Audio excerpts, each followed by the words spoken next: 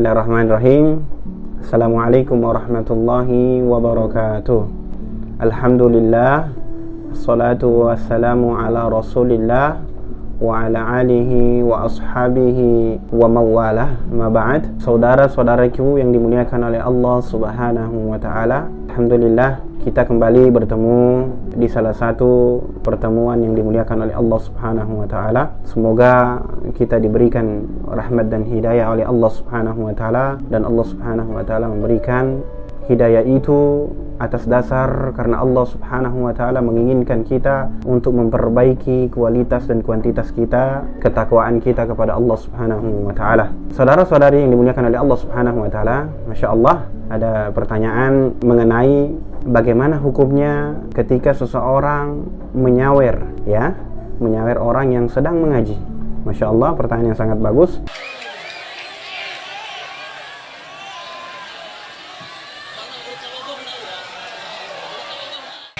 Perlu diketahui, saudara-saudariku yang dimuliakan oleh Allah Subhanahu wa taala, Al-Qur'an adalah pedoman hidup seluruh manusia di muka bumi ini. Al-Qur'an harus dihormati, Al-Qur'an harus dimuliakan.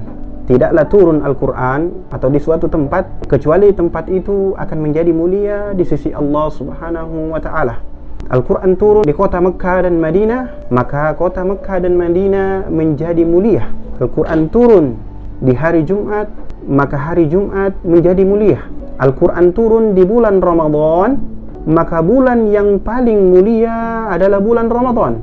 Al-Quran turun di malam Lailatul Qadar, maka malam itu menjadi malam yang paling mulia. Begitu juga malaikat yang menyampaikan risalah ini, menyampaikan wahyu ini, menjadi malaikat para pemimpin malaikat, yaitu malaikat Jibril alaihi salam. Maka sungguh sangatlah tidak elok, sangatlah tidak pantas bagi seorang muslim, bagi seorang mukmin yang mengaku beriman kepada Allah Subhanahu wa taala, menjadikan bacaan-bacaan Al-Qur'an, ayat-ayat Allah Subhanahu wa taala menjadi ayat untuk dimain-mainkan. Bahkan seorang pembaca Al-Qur'an harus memiliki adab yang tinggi ketika membaca Al-Qur'an, tidak sekedar untuk dibaca, tapi untuk direnungi, fokus, karena dia berhadapan dengan kalamullah. Apatah lagi kepada orang-orang yang mendengarkan, sangat tidak pantas untuk diteriaki, untuk dimain-mainkan, apatah lagi untuk disawer.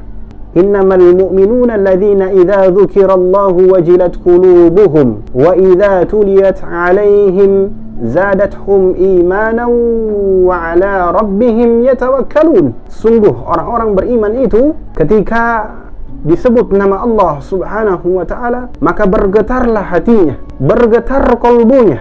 Dan ketika dibacakan ayat-ayat Allah Subhanahu wa ta'ala, maka bertambahlah imannya kepada Allah Subhanahu wa ta'ala, dan kepada Allah lah mereka bertawakal. Inilah yang harus kita lakukan sebagai seorang muslim dan beriman kepada Allah Subhanahu wa ta'ala, karena tidak elok kalau kita menjadikan Al-Quran sebagai bahan candaan. Mungkin itu saja. wa'tasimu bihablillahi jami'a wa la tafarraqu. Hadza wa sallallahu ala nabiyyina Muhammad wa ala alihi wa sahbihi wa sallim, walhamdulillahi rabbil alamin. Assalamualaikum warahmatullahi wabarakatuh.